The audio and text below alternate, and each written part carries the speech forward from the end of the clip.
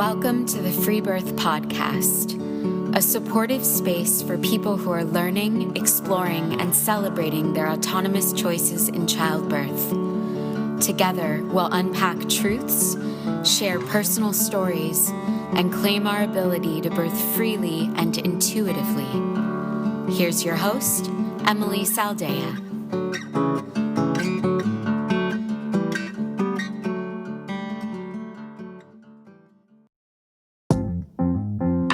Today, we have Amanda from Los Angeles, California. Luckily, Amanda was able to attend a hospital birth before getting pregnant, so she knew what she didn't want. With the support of her partner, she prepared herself for an autonomous birthing experience at home. Labor began at the bar where she and her husband had met. She drove herself home to realize she was in full-blown active labor. Her birth story is beautifully simplistic, though not without an interesting twist at the end.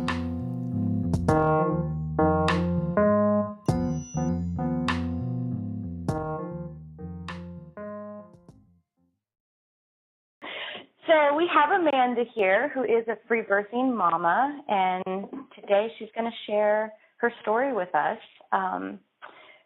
Let's just go ahead and dive on in. So you have a 9-month-old daughter now, so this took place 9 months ago, right? Yes, she was born in June, end of June. And it's your first baby? My very first baby, yeah. She's been a blessing. So let's just start from the very beginning. What did draw you to choose free birth, and was that something you had planned before you were pregnant, or did you discover that along the way? Just tell me a little bit about your journey just to even get to that choice. Sure, absolutely. So, just to start from the beginning, the whole concept of being birthed at home actually began through my mother because she actually had me at home. And growing up, I always felt a little special. Like, people ask where you're born. I'm like, I was born at home in Loma Linda. And they were like, you're born at home? And they always taken aback by that. And I was, and it just seemed like no big deal. But I didn't really think about it until I started thinking about having a child. My first experience with birthing was actually when I was asked by one of my best friends to be a part of her birth process. And I'm not a doula. I don't have any birthing experience, but, we're really close.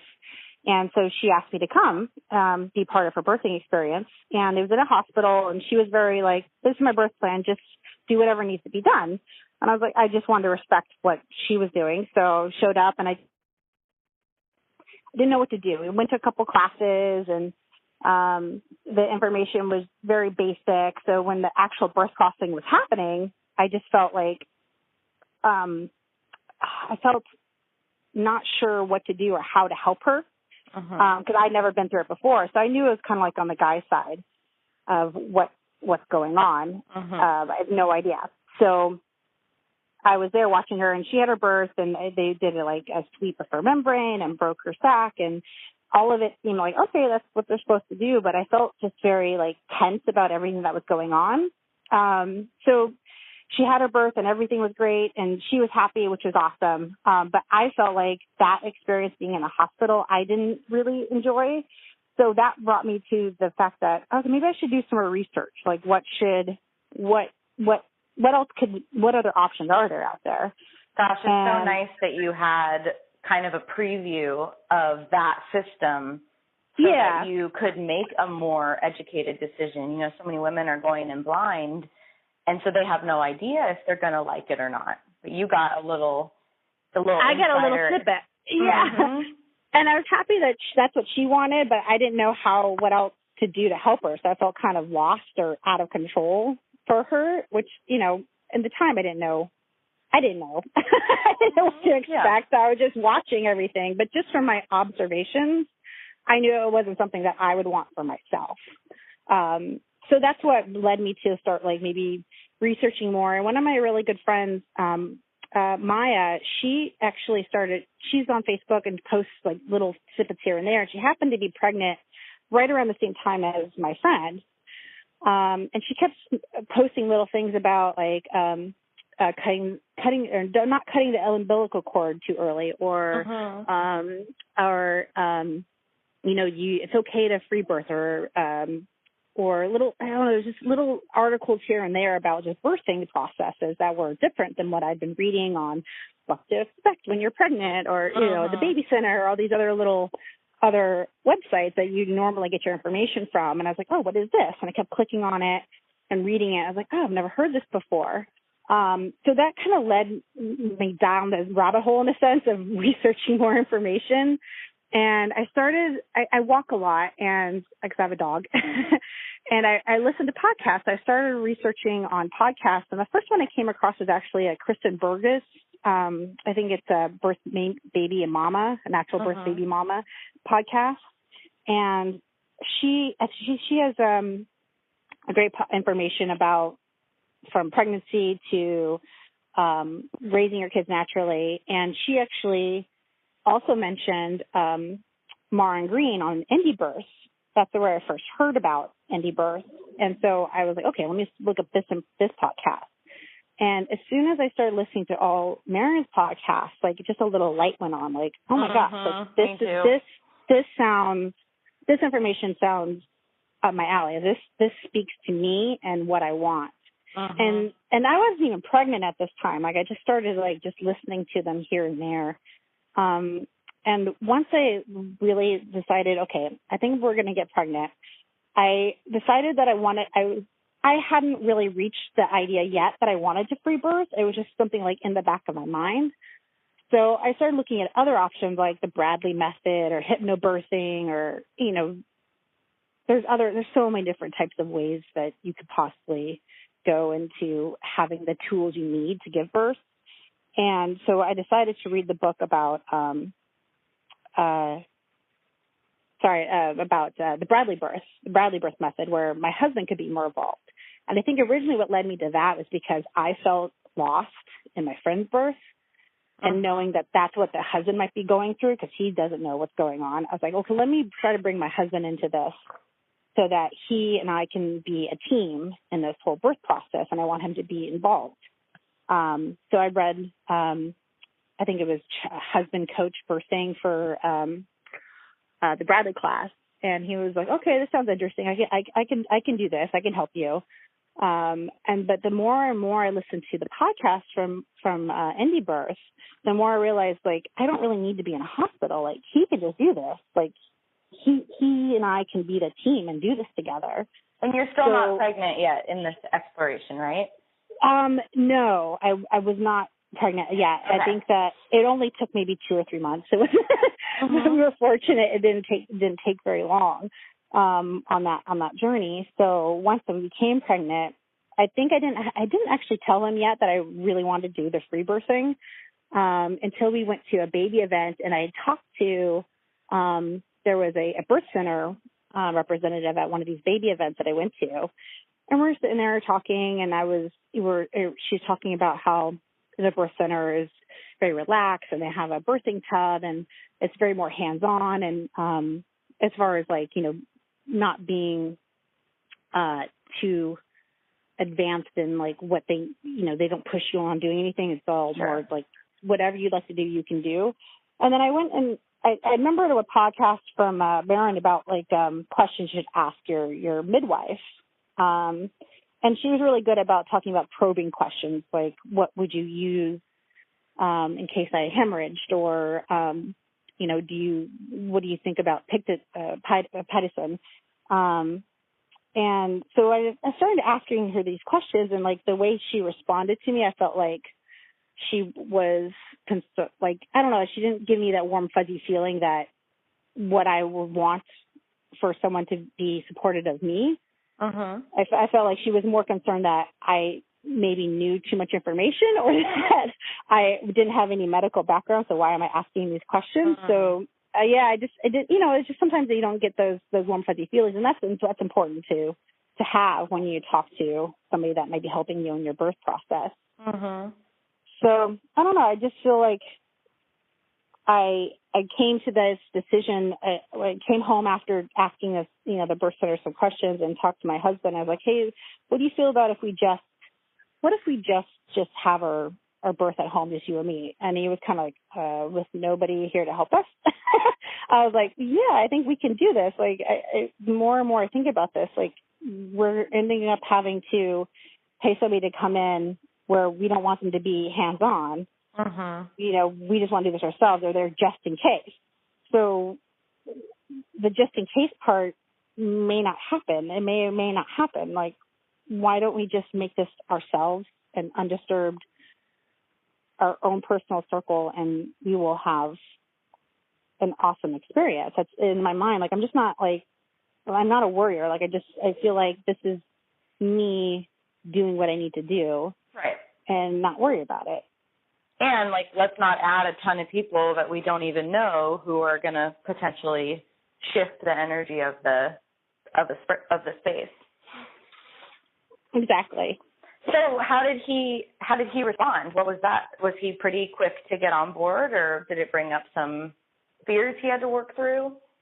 He was pretty quick to get on. I actually ended up, we watched The Business of Being Born together, and I think that flipped his little switch. Is like, okay, yeah, I understand where you're coming from now. But it's a big jump. It's one thing, you know, obviously The Business of Being Born has done a lot for the world, and I think it's helped a lot of people see midwifery as a viable option, but then it's a whole nother jump to say, and then not even that.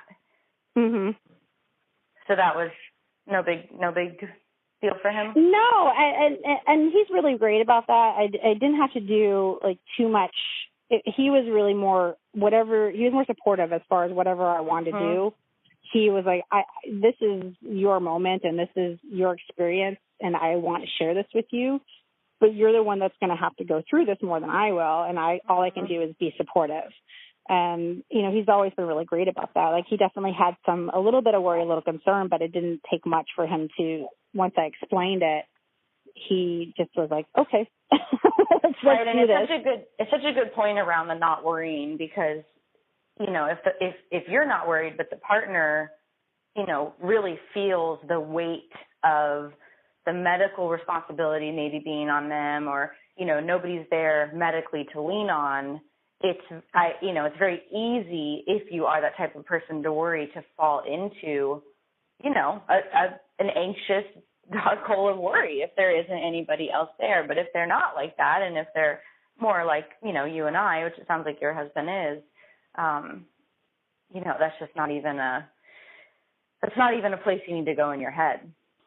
Right. And for him, like, he felt like he would say it to other people, like, oh, we're just going to have it at home, and we're not going to have anybody. And they're like, well, that seems pretty manly. And I'm like, well, that's great that it's manly, but it's more the woman that's doing it. Oh, no, it's always about them. It's always about them. That's funny. So then throughout your pregnancy, did you seek prenatal care from anybody? Did you do your own? What was it like for your pregnancy then?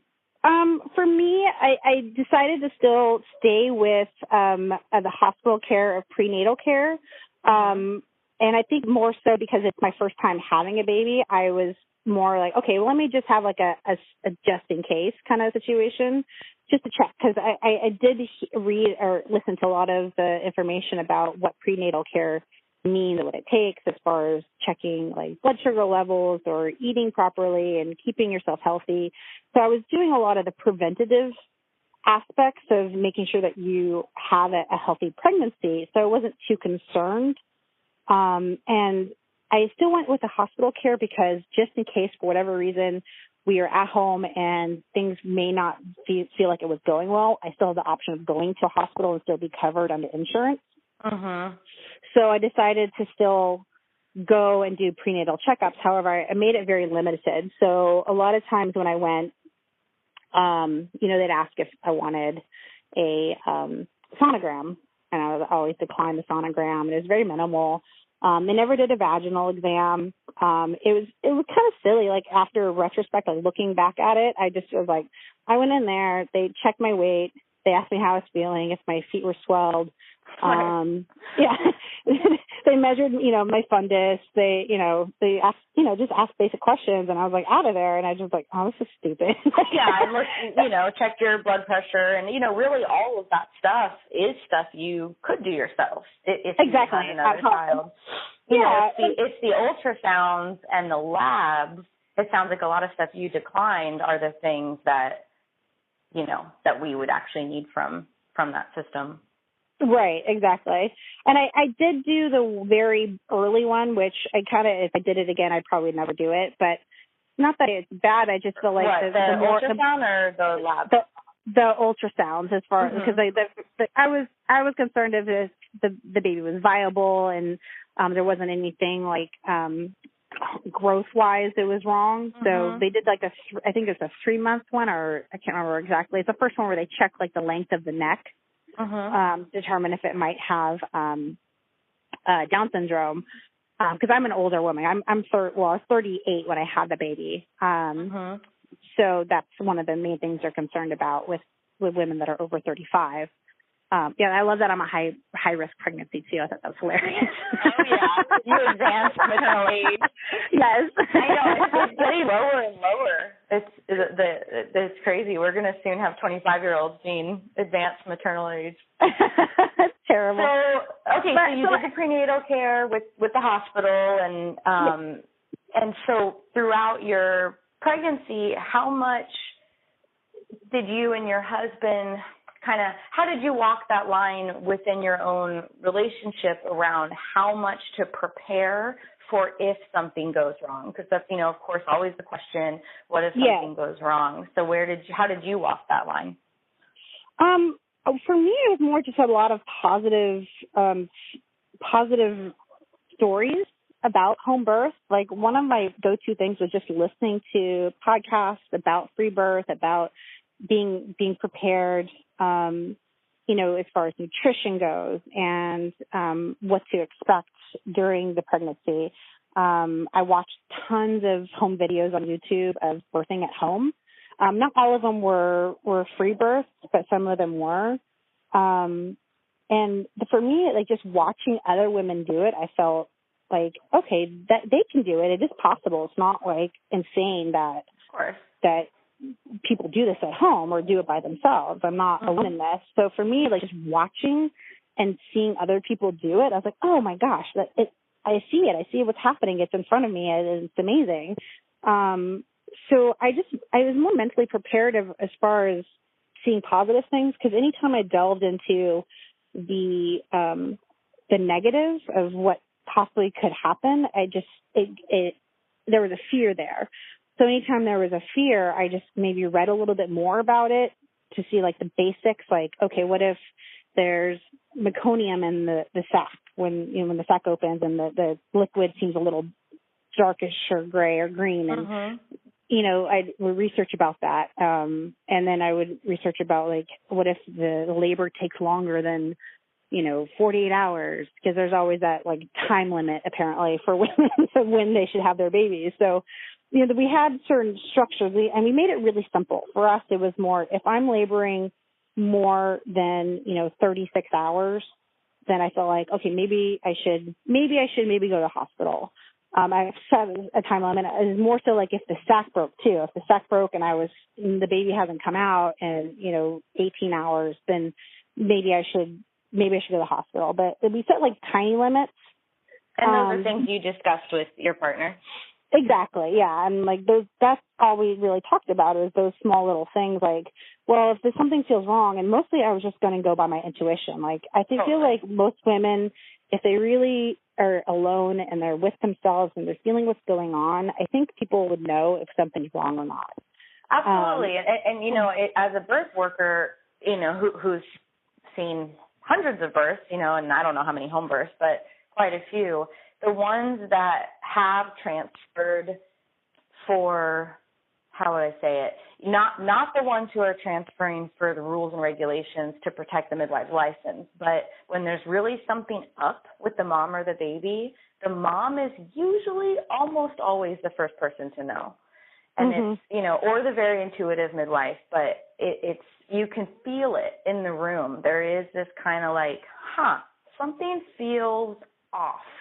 And, you know, it's never been anything serious, but I've definitely had moms that, you know, felt that they should transfer and, you know, and they thought they were ride or die home birthers, and they thought that, you know, and they felt like they should transfer, and they get to the hospital and the baby crashes, you know, I mean, things like that, where it's like, it is true. And I love that you could trust that without having all this experience and seeing, you know, women have that intuition, but that you could really trust that you would know if something is up. And that's exactly what I'm telling my family, that, you know, I really, really, really, really can rely on that. If something is up, I'm going to know. I'm definitely going to know. Yeah. And I think that for me, like also choosing free birth, there's a lot of points in my life that I felt like my decisions were based on other people's opinions, or like I was chosen for me.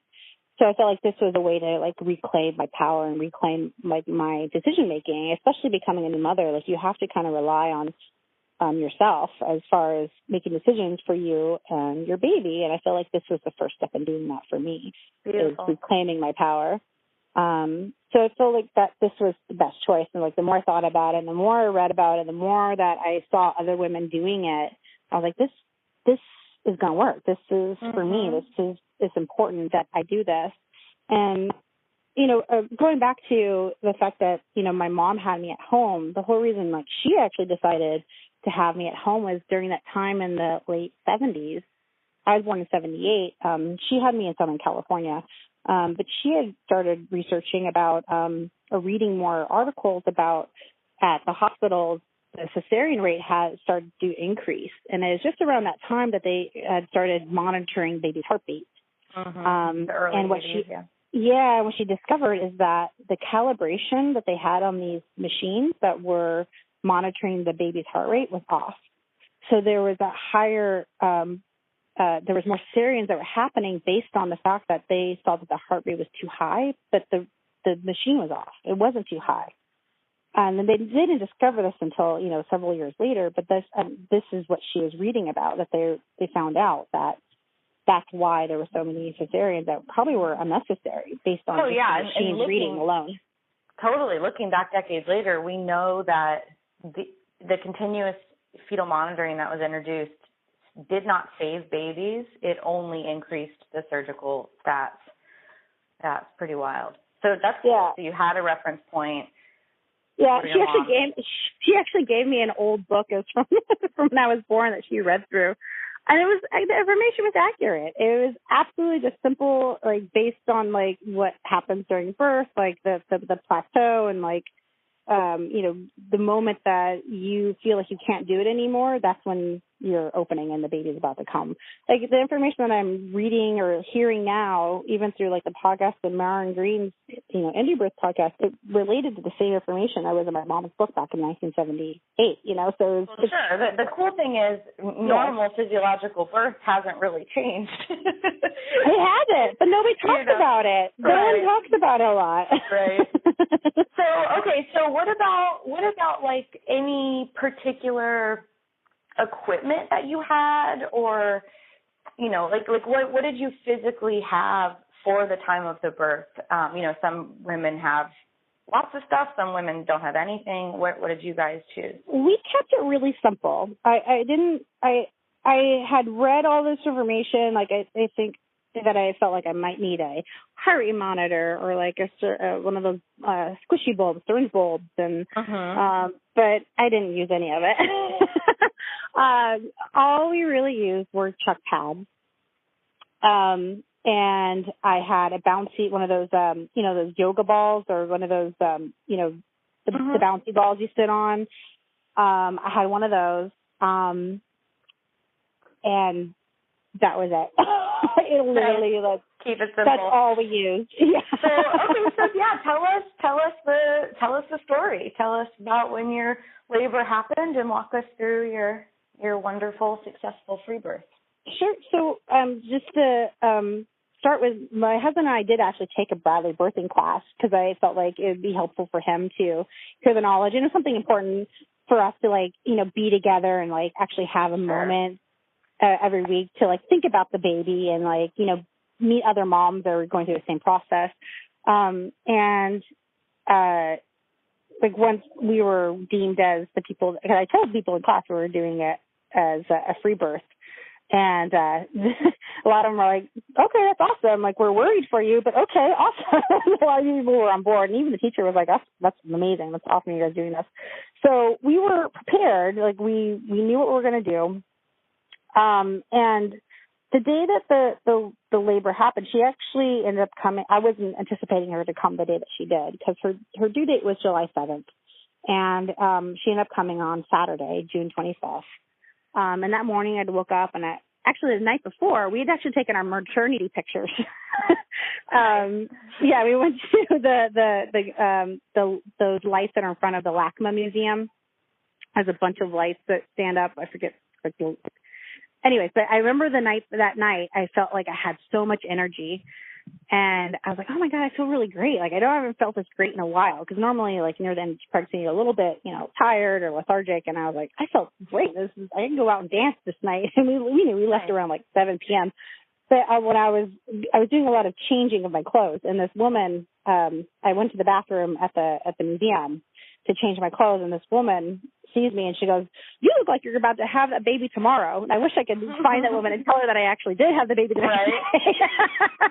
That's awesome. Yeah. So the next morning I woke up and I was feeling hungry. I went to my favorite place to get some buckwheat pancakes with honey and walnuts. And I was starving, and I ate that a lot that morning, actually. And it was probably around maybe 2:00 that afternoon. I started to feel, we were just hanging out, what we normally do in the morning, like we'll clean up and we usually play cards or we go for a walk and, normal morning stuff. And around 2:00, I ended up feeling like I was peeing, but I didn't say anything to Joe. I was just like, I'm peeing. So I go to the bathroom. And for a split second, I was like, maybe it's just the amniotic fluid. So I tried to like smell it, but for me, I know people say it has a different smell, but it didn't register with me for whatever reason. Maybe I don't have a good sense of smell. So I was like, okay, no big deal. And, the time goes by and we're like, hey, there's a soccer game going on today. Let's go to our bar where we met. We met at this great bar in Culver City called Doctors, and there's a soccer game with USA versus Venezuela. I'm like, okay, let's go hang out at the bar and watch the soccer game. And, because we knew the baby was coming soon, so we wouldn't have too many more times to just kind of go out and be by ourselves. So, and definitely not at a bar. Well, luckily this bar allows children, but not many do. Yeah. So we were getting ready to go, and it was around like 4:00. And I remember sitting at the computer because I was looking something up, and I felt kind of crampy, and I literally let out a little bit of a noise. I was like, ooh. And Joe's like, are you okay? I was like, yeah, I was feeling a little like, almost like PMS crampy. And I was thinking of maybe just a Braxton Hicks, but this one felt a little bit more like tighter than the normal one. And I was like, I'm fine. It's no big deal. It didn't, at this point, it didn't dawn on me that I was in labor or anything was happening. So we get to the bar. That's the best. Let me just say, that is the best for the women who can overlook early labor or not notice it or register. Oh my gosh, you just gain so much time and mental space, versus the woman from the very first second that hyper focuses on every single thing. They're going to get exhausted quicker. Yeah. That's the best thing. That makes sense. I didn't think about that. That totally makes sense. So yeah, I was happy that I just went on with my day, and I think that's kind of what. I mean, that's the advice rulers give, and you just need to do it. That's awesome. It was just instinctual, just natural. Like, I don't know. I guess because I hadn't talked to too many women about like what happens in pre-labor. I just knew that certain things would happen. So, regarding that, I had gone to the bar and we were just talking to some people, and I was still kind of peeing a little bit. I was like, this is weird. Like, my body's just peeing for some weird reason. So do you have a pad in at this point? No. Okay. And the fluid that's coming out is just clear? I didn't see it. It just literally felt like it was trickling down my leg. So I just assumed it was like a little bit of pee because, I'm full at this point. My belly's full. I just felt like this pressure maybe on my bladder that was just uncontrollable, like whatever. I'm peeing a little bit. Okay. That's just what happens, I guess, when you're about to give a baby or, you're near the end of your pregnancy. So I'd gone to the bathroom at the bar. And that's when I noticed there was actually a little bit of the mucus plug. Like I actually saw like a little bit of jelly and a little bit of blood that was in, the toilet. And I was like, okay, this is when I first this is different. Nice. maybe something's happening. But from all my readings or, people, talking with other women at the Bradley class is that when the mucus plug happens, doesn't mean you're necessarily going to have the baby that day. It could be a couple days. It could be several hours. You don't know. So I was like, I literally just brushed it off. I was like, okay, well, I'm not going to say anything because it's just showing signs that I'm starting to get ready. To go back to inside and still talking to people. I didn't tell Joe at this point about what's happening or what's going on because I didn't want to worry him. And I was like, it may take a while and I want him to enjoy, us having free time here at the bar and enjoying the game. And I'd actually planned to leave around 5 o'clock. I wasn't going to stay there very long because I had planned to go meet up with some girlfriends in Long Beach for a clothing swap. So he knew that I was going to leave and he was going to stay there. And he was like, okay, I'll just Uber home later. So I remember sitting in the bar while, waiting for me to leave. And my body just started swaying. Like I was standing there talking to people and I'm like moving my hips around like a hula girl. So no one says anything. They're just like, you're pregnant. You're doing whatever you want to do. And I'm just, because I didn't feel like sitting. For clarity's sake, your due date was the 7th, did you say? July 7th, yes. And this was when? June 25th. So it was like a couple weeks early. So you were a little early. Okay, gotcha. Yeah. So yeah, I ended up, it was 38 weeks and I think it was 2 or 3 days. Okay. Nice. So I was definitely like past, it wasn't a preemie. Like it was, 38 weeks is typically like the time frame as far as when your baby is fully cooked, but they'd like you to go to 40 weeks, I think. But, so I was sitting there just swaying my hips around and I noticed my brain changing as far as like being able to hold a conversation. And I remember having a thought in my head, like, I'm happy this woman is talking to me because I don't think I could respond back to her at this moment. Like I literally was just kind of staring at her and shaking my head. And I remember just not like really understanding or paying attention to what she was saying. And I was just kind of smiling and nodding and moving my hips around in a circle. That's awesome. No one says anything. No one asks if I'm okay or what's going on. They just bring you around. It's Amanda. She's just doing her thing. And so it came to the time where I was like, okay, I got to leave to go meet up with my girlfriends. And so I say goodbye to Joe and I get in my truck. And as soon as I sit down in the truck, I felt like a huge pain. Like it was not comfortable to sit on my tailbone at all. Because I wasn't sitting in the bar. I was standing the whole time. And I was like, oh, this is uncomfortable. I don't feel good sitting in my truck at all. So I ended up texting my girlfriend saying, I'm not coming. I don't feel comfortable driving for, 30 minutes to Long Beach.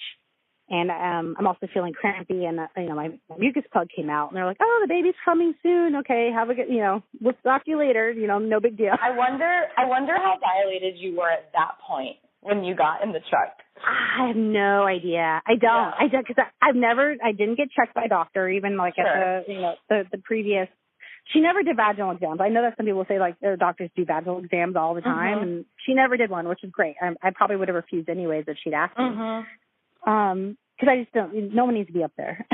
The more information, more things that's up there. It's completely irrelevant. Like you being crampy and losing your plug, you were to some level effaced and dilated at that point, not liking sitting. It wouldn't have mattered what you were the day before. Obviously, things had changed. Okay, so you're in the truck. You cancel Long Beach, and so you head home. I thought about it. I was like, maybe I should tell Joe. So, like, that I'm going to go back home. And so I tried texting him or calling him. And the bar's loud, and he probably couldn't hear, so he didn't answer the phone. So I ended up just like texting it. I think I texted them or tried to text them, and I started feeling a little more like, okay, this is a little more urgent. I need to get home. So I start driving home, and it's about a 10-minute drive. And the whole way I had the seat reclined completely backwards. So I was kind of laid out with my feet in front trying to steer and pushing the gas and stop. So it was definitely a little unsafe, but I needed to get home, and I was like, I'm okay. I'm comfortable. This is what's running through my mind. I was like, I'm just uncomfortable. I just make it home, Amanda. So once I got home, I think my body just knew that I was in a safe space and I was home. That literally, like, as soon as I walked the door, like the contractions would start, and it was intense. And it wasn't like, oh, ooh, that hurt. It was literally like my uterus started squeezing and like really hard. And there was like, it wasn't like a gradual increase. It was just like, oh, you're home. Let's get to this. Yeah, you had already gone through your early labor. Right? And I didn't notice. I didn't no idea. So I got home and I was just intense. Like I knew that I needed to grab truck pads. So I grabbed some truck pads. I took off my clothes, and Joe had built our bed platform to be quite high. Like it was really like 3 feet high. So all I had to do was lean over a little bit. And we did that intentionally with the fact with labor and just me being pregnant. It's easier to drop your feet down than trying to climb your whole body up out of bed. Uh-huh. So we intentionally made our bed really high for that purpose for laboring and just being pregnant. So I was leaning on the bed with a chuck pad underneath me and just kind of writhing back and forth. Like it was really an intense feeling. Like I knew that I needed to talk to Joe and contact him, and I needed to let him know what was going on. But because the intensity of the contractions was happening so quickly and often, like I could barely even like get to my phone to type anything because I had to. All I could mentally do was focus on what was happening with my body. Uh-huh. Like, and did that make you feel scared or nervous, or were you just like in survival mode, or? I was a little nervous. It was more like I was like, okay, as soon as this passes, I need to be on my phone. And I was also thinking at the same time, I need to time these contractions. So I was like, you download those apps about like you just time a contraction, push buttons, and it was too much for me to do by myself. Totally. I was trying to like open the map and try to push the start button, and it just kept kind of rolling. It literally was not giving me any break. Calling you into its parallel universe, and you have to function with your phone. So I finally like had a little bit of break, and I was able to call the bar because I wasn't getting in touch with Joe. Like I kept trying to send like texts and call him, and there was no answer. So I ended up calling the bar, and I was like, "Hi, it's Amanda. I was just there. I'm the pregnant lady. Can I speak to Joe?" And they're like, "Yeah," because they know us. We've been there a lot, and so they go outside, and I guess as soon as the bartender had told Joe that I'm on the phone, he comes to the phone and says, "Okay, I'm on my way." He didn't even ask me like what's going on. He's like, "I'm on my way." And so he took an Uber back. So that I got to the house at I would say 5:30. He got to the house at 6:15. And I remember the moment, like the time period of me being by myself. It was nice because I was able to, like, in a sense, like, just feel everything that was happening. But there was that moment where I really had a strong contraction that I had that thought in my mind, like, oh, I don't know if I could do this for several more hours. Because mind you, I didn't really feel like I was in labor until maybe 5 p.m. Right. So this is only on. It was on, and it was maybe an hour and a half, and I was just like, oh my God, if this is going to, because, as a first time mom, you hear stories of you're in labor for 24 hours or more. Sure. And so my mind was like, oh my God, this is going to go on for 20. I don't know if I could do this for the next, 10, 15, 20 hours. Luckily, births that are raging like that intensely, those are not the ones that last that long. But I didn't think about this. Yeah, you're right. You're absolutely right. And at that moment, I'm sure I heard that several times, but it didn't register with me. Of course. You don't have any reference. The point of reference. Yeah. And so I had this really intense contraction, and I was like, I wish Joe was here, because we had learned in our Bradley class about counter pressure and pushing on the hips, and just being able to massage the back area, because at first all the pressure was in the front of my belly, and then it all of a sudden moved into the back, and it was just a really excruciating pain, and I was trying to rub myself, and just wasn't the same. And luckily, right when that movement happened from the front to the back, Joe had arrived. And I was like, oh my God, thank you. I'm so glad you're here. Please push in my back. And he was like, okay. But, he's in panic, not really panic mode, but he was just like, okay, I'm on. Like, he just got into that automatic mode, like, okay, something's happening here. He didn't even ask. He just knew what was that I was in labor. And even before he got there, I was like, well, I need to rest. Like, in the back of my head, it's like, I know that, before labor happens, you need to just relax and try to sleep as much as you can. So I try to lay on the bed, and my body's like, yeah, not comfortable, not comfortable, get up. I couldn't even lay down. I could not lay on my side. I could not lay on my back. You were in full-on active labor by this point. Yeah, I had to be standing. I had to be leaning over something. So he got there, he pushed on my hips, and felt like instant relief. And I was, oh my God, I was like, thank you. I'm glad you're here. I need you here. And all I had at that point was, I was naked. I had chuck pads underneath me, and I just kept walking around the house, leaning on the wall, leaning on the toilet, leaning on the kitchen counter. I just kept walking around, leaning on stuff. And really, at some point, Joe, we talked about, where would I birth? And I was like, I don't know. Like, I don't have a need or a desire to build like an altar or like a beautiful space. I don't have a bathtub. I only have a shower. So like, ultimately in my head, like, I'd actually bought a, one of those kiddie pools. And I thought like, oh, it'd be great if I could have the kiddie pool and full of water and do a water birth. Like, I had no idea. Sure. I thought it was an option. I thought about the water birth, but I was like, well, we'll have the kiddie pool and you can fill it out. But I was thinking we'd have time. And so that was just out the window to begin with. I was like, I have no desire to be in the water right now, inside of water. I definitely had a desire to be in the shower. So I was in the bathroom majority of the time. And I just remember sitting, sitting on the edge of the toilet with one hand, propped, and, my body, leaning to one side.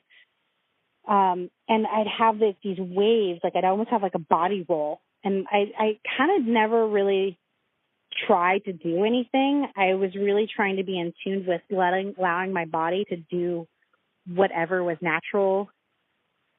And I just wanted to feel it. I just wanted to feel what was happening. And so I would just sit there and feel the contraction intensity. And I, not willingly doing this, my body literally just did a body roll. My body just wanted to roll, and that's what I did. And so you said sitting. Are you on the birth ball in the shower? No, I'm actually, I was at one point, but this was, I'm mostly on the toilet. I was literally just sitting, Gotcha. Okay. Sitting on a toilet, leaning with my hand on it, and I would just, my body would just do a roll. What's a body roll? Explain that. Paint me a picture. So if you can imagine, how a wave goes up and crescendos up and then goes down, my body would do, I would start from my hips would roll up, and then it would kind of come peak to a point and then just roll back down. I didn't know how to do this move. This wasn't taught in any class. My body just naturally wanted to do that. And I think it was maybe my uterus contracting, and it was a way that my body was helping the baby come down or out. I have no idea. That's what my body wanted to do. It literally was my hip raising up, kind of going out and arching and then coming back down to a sit. And, I did that probably for maybe 15 to 20 minutes. And I really got this strong urge of feeling like I needed to poo. At that point. And I kept telling Joe, I was like, I feel like my body needs to poo, and it needs to get whatever is out. So I transferred into. She's like, you mean your baby? Right. No, I know. Right. That's totally what it sounds like. But I wasn't thinking of the baby. And literally, still at this point, I was thinking I had several hours to go before this baby arrived. I still was in denial that the baby was coming so soon. And I was like, okay, I'm going to get in the shower. And I got one of those, that's another, item we had was nitrile, those gloves, the doctor gloves. That was another item we also had. So I had put one of those on, and I stuck my finger in, up my butt, basically trying to push the poo out that I thought was poo. And I felt something really hard. And that's when it dawned on me that maybe the baby is actually coming out. And I had read about the purple line, where there's a line that starts to gradually increase from your anus all the way up to the top of the crack of your butt. And it's actually a great indicator of how dilated you are. So I told Joe, hey, do you see the purple line? My butt? He's like, yeah, it's all the way up to the top. I was like, oh, I guess the baby's coming out. And I told him to look, because at this point I was standing in the shower just with the water running on me. And he bent down and he looked, and he's like, I see hair. And oh my gosh. I was like, do you see my hair? And he's like, no, I see the baby's hair. He's like, I'm pretty sure it's hair inside your vagina. Awesome. I was like, are you kidding? And he was like, no, the baby's coming. I was like, okay. Like at that point, like I literally like at that moment when you said the baby, I seen the baby's hair, the first thought that ran through my mind is, this is unbelievable. I am having the best, easiest labor anybody could possibly have, because in my mind, like I was already prepared to be like 24 or 36 hours. Well, that's the right way to do it, I mean, I think to really mentally prepare for a marathon and then be pleasantly surprised when you get anything less than that. So at that point, I remember reading about or listening to the podcast and just letting your body do what it needs to do. Like, there's no reason to push. Like, the whole concept of pushing was designed for a doctor when you're laying on your back and you're tired and your body can't do it anymore because you were laboring so long that you have to. And you're heavily medicated or numb or, of course. So I was like, okay, I'm not going to push. The baby's going to come out. My body's going to do what it needs to do. And I think that in retrospect, that's what those whole waves, my body rolls were doing, was helping my baby push out. So I was still standing in the shower.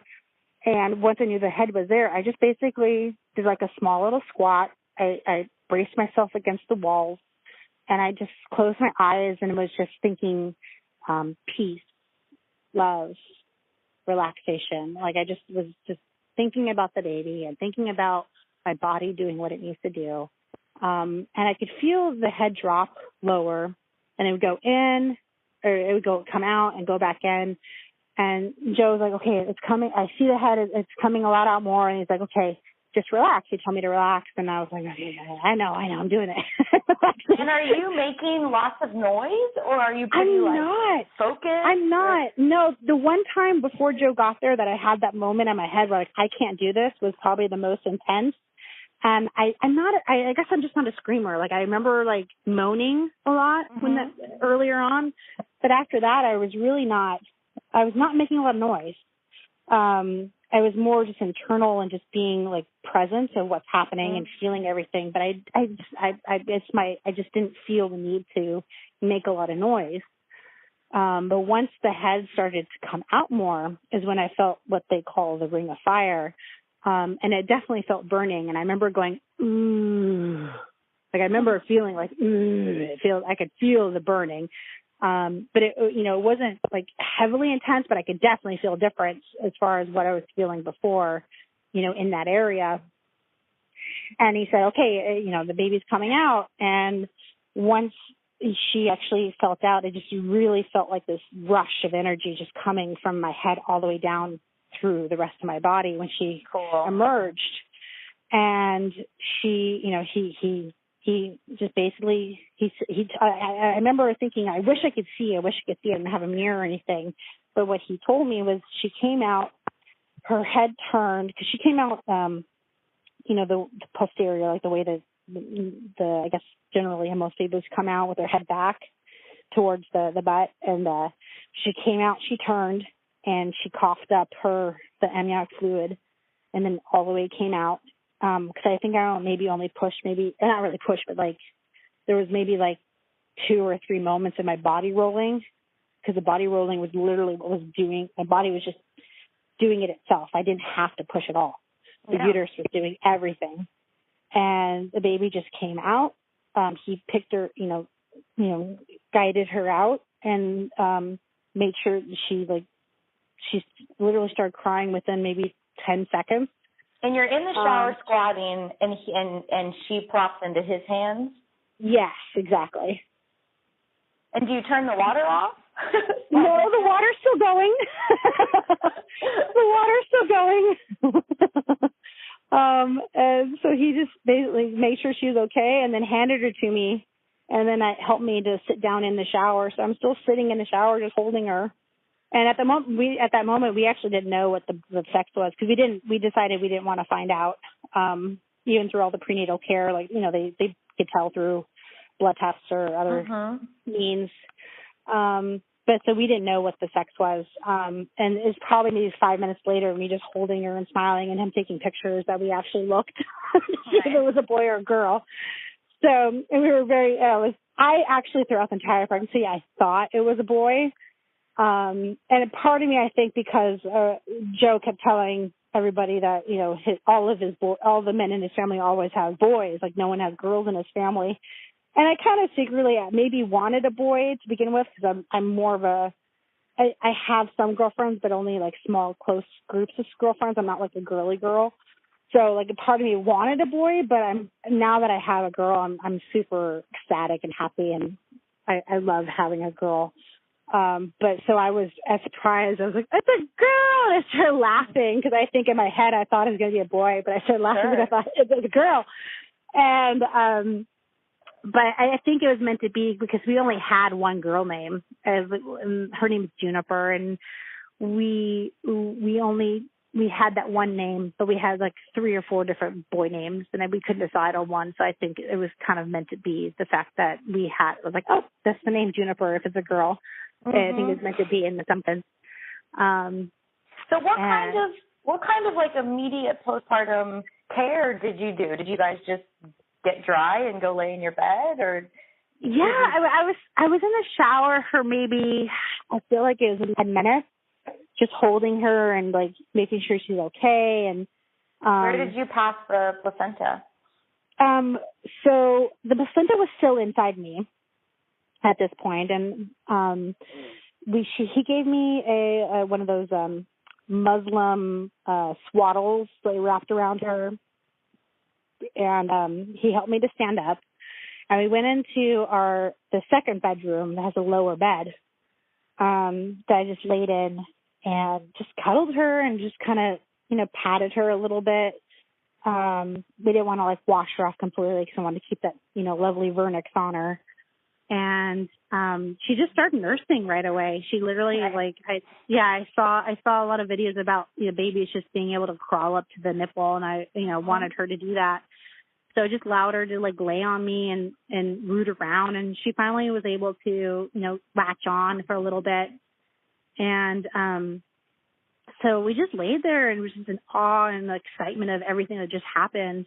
And she was breathing, and she was pink, and everything, looked normal. I didn't have any reason to think that something's wrong, or it seemed like it was perfect birth, and it was. And so did you catch the time of her birth? Oh yeah, so she came out at 7:10. So technically me knowing I was like something's happening at 5, like, I mean, technically, I guess thinking back, like 2:00 is when I started trickling some pee, which I thought was pee, but it's probably, the amniotic fluid sac. Oh yeah. Joe told me that, when she came out, that's when the sac actually broke, because literally when her head came out, it basically splashed him. Sure. Yeah. Yeah. Totally. So my sac actually never completely broke, apparently, like until she actually came out.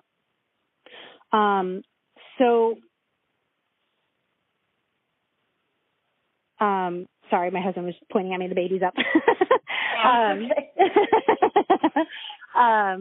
So let's see. I was laying in bed, and he decided to record me about talking about the birth story. And as I was talking about it, I had this strong sensation of a clamping, and I was telling the story, and I went, oh, oops. I was like, my placenta just came out. And it literally just dropped out. That's awesome. So you didn't need to get up in a squat or pull it or push or anything? No, my body just pushed it out, and there's probably maybe 35, 40 minutes later after she gave birth. So so my total labor, I guess, from 2 to 7 approximately, it would be 5 hours. I mean, me knowing that I was in labor was at 5. So for me, I was in labor for 2 hours, but I didn't really, I didn't know. And so it was super quick, super fast. I had no idea it would be that easy. And the placenta came out. We intentionally wanted to burn the cord. In retrospect, we just had a wax candle, but I think that I would have next time maybe get a soy candle or something, because I felt like there was a lot of black smoke that maybe was unnecessary. Yeah. Then we just used some tin foil to cover, protect the baby. And we did it maybe about inches past her belly button to burn the cord. And it took a while. It probably took maybe 20 minutes to actually burn all the way through. But we had waited to burn the cord. We probably waited maybe about 3.5 hours after the placenta came out. So she was just sitting on me, just chilling and sleeping and eating every once in a while, until we decided to burn the cord. And, Joe got me something to eat. We drank some fluids. We're just happy and just content. And then we had also discussed previously that maybe we should take the baby to the hospital after the birth out of, just in case, maybe there's something wrong. And, so we had talked about doing that. And I was like, okay, well, at this point, it's 11 o'clock at night. But let's just go, just because I feel like it's my first baby. I don't know. Maybe they need to do some checking on it. But so when we went to the hospital, they were very much concerned that we brought the baby in. And I had the baby several hours ago, but didn't say anything. So, they seemed very nice, but at first, the initial check-in nurse, I had brought the baby in the baby carrier, and I had the placenta, and she seemed very nervous, when I was talking about it. And I was like, oh yeah, she asked me how we cut the cord, and I was like, oh, we burned it, and she's like, oh, that's not okay. And I was like, no, it's fine, everything's fine. She's like, no, it's not. And she was very upset. That is not what we do. Yeah. And so did you have to play it as you had such a quick birth you couldn't get there, or were you honest about your experience? No, we weren't. I was concerned about, the stigmatism of wanting to do it at home. So completely, we said that, the labor was really fast, which technically wasn't a lie. It was really fast. But that, I didn't say that we intentionally wanted to have it at home. It's just that it came so fast that we decided to stay. And then my husband said he couldn't find scissors, which is why we burnt it. Burnt the cord. So I'd actually also, when I was in prenatal care, had tested positive for, hey, you're breaking up just a little bit. Oh, sure.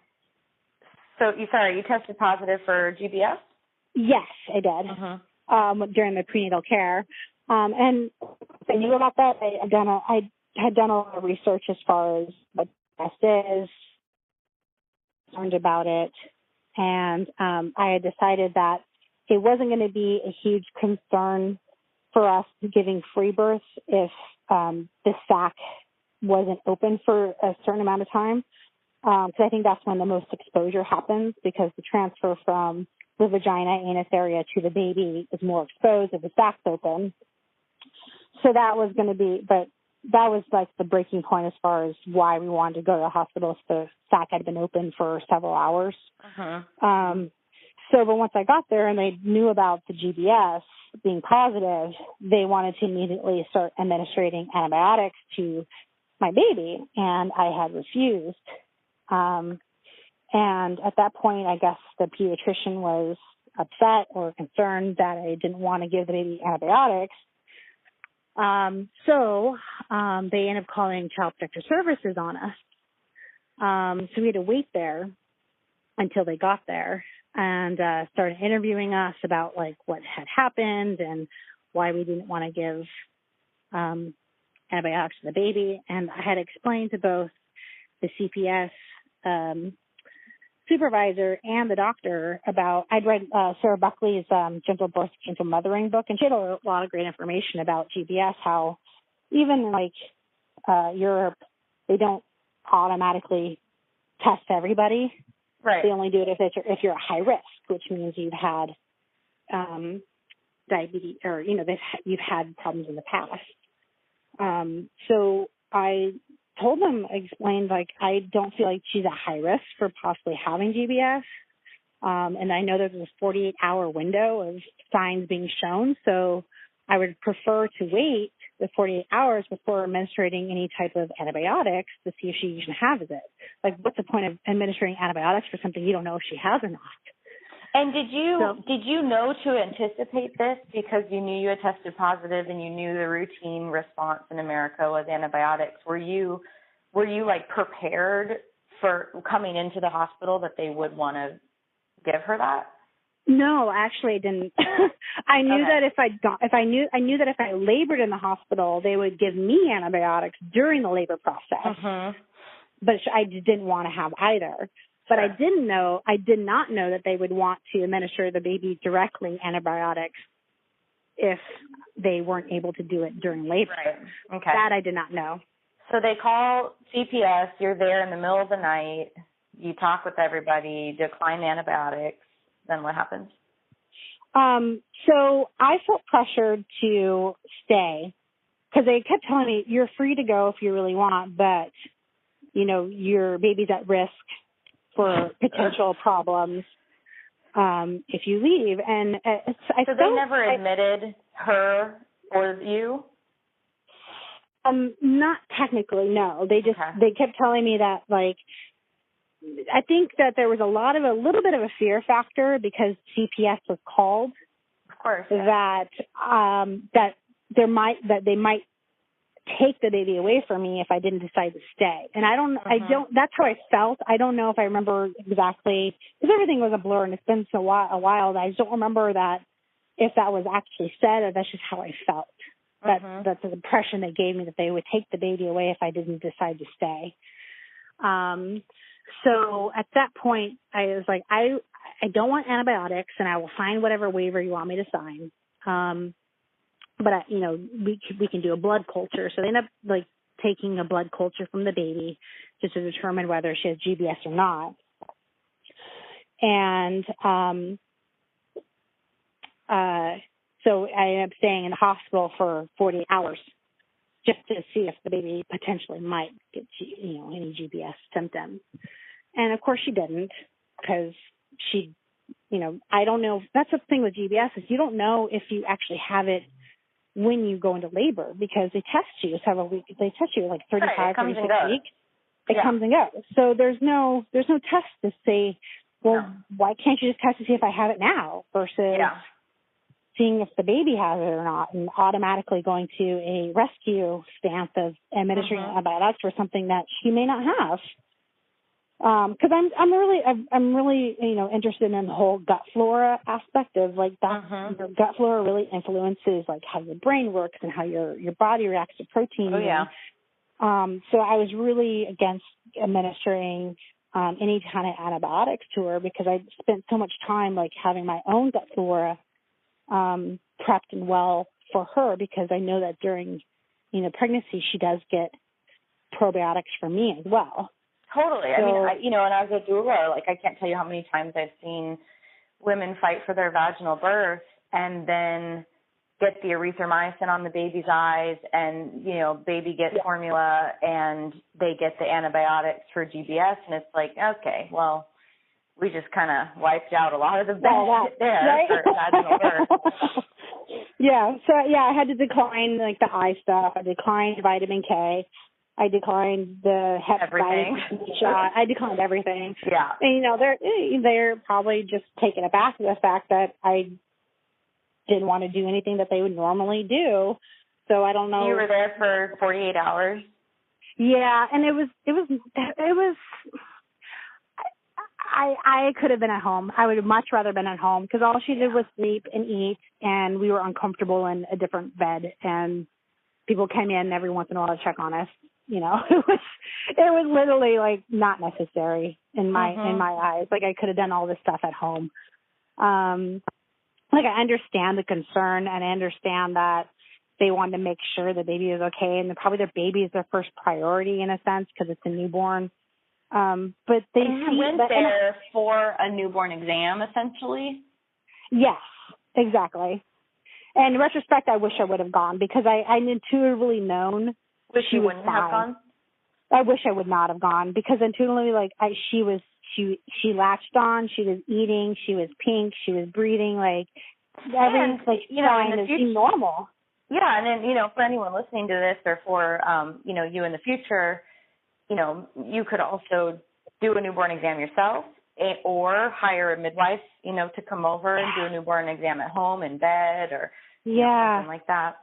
Yeah, and so, it's like, go ahead.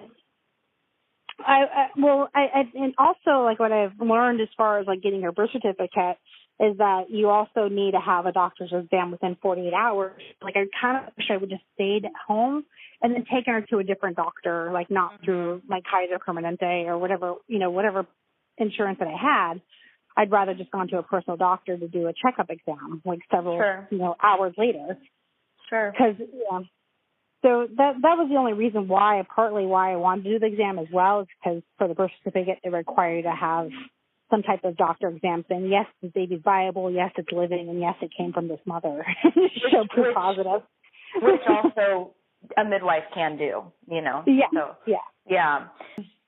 I was just lastly wondering how, in the wake of your free birth, has it made you feel in terms of feeling connected or disconnected to other moms? What's the response been like from your community, and how has it been to share your story? It's been interesting. A lot of people were taken aback by the fact that I decided to home birth, free birth more so, alone home birth, especially for a first time mom. A lot of them are in awe, like they're more curious and they are happy to hear that everything went well.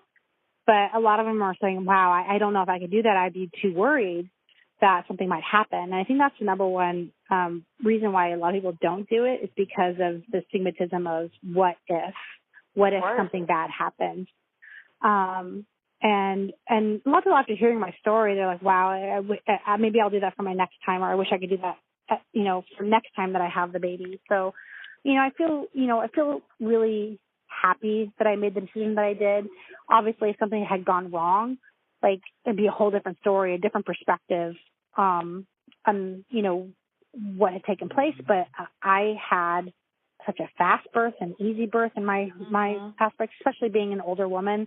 And I'm not super, in shape. Like I'm a 200-pound woman. Like I took the time to eat properly. I walked 4 days a week for an hour. And I monitored as far as how everything was happening and how I felt. And I felt like I was in control of happening in my body. Everything was the most important reason why I decided to do the free birth is I wanted to feel everything and I wanted to be present.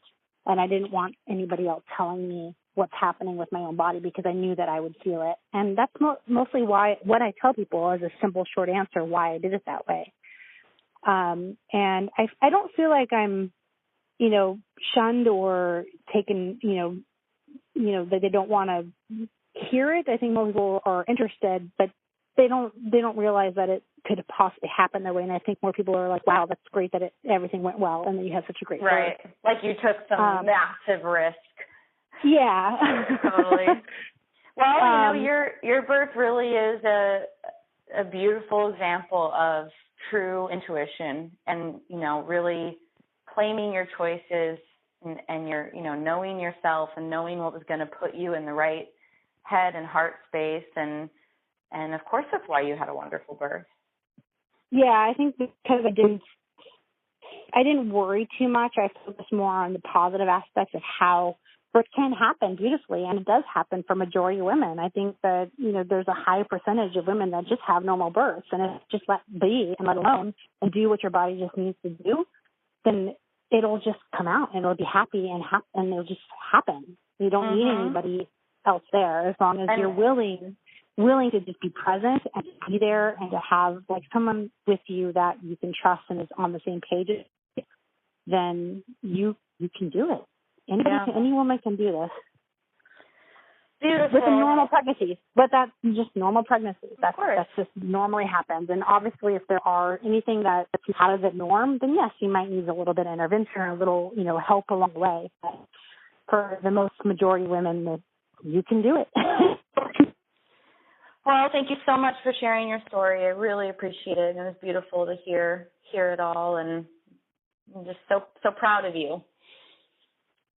Thank you. I'm happy to share the story, and it's nice to share it 9 months later because everyone needs to hear the story, once you have the baby. But I find that people don't really ask about it as much, and I think it's just because they want to know more about the baby than your birth experience. But sure, it's important to still share your story and still tell people about it because the more that we talk about birth and the more that we share our experiences, the better that people are more aware of it. It doesn't seem odd or it doesn't seem taboo to talk about. I think people are afraid to ask other people about your story sometimes.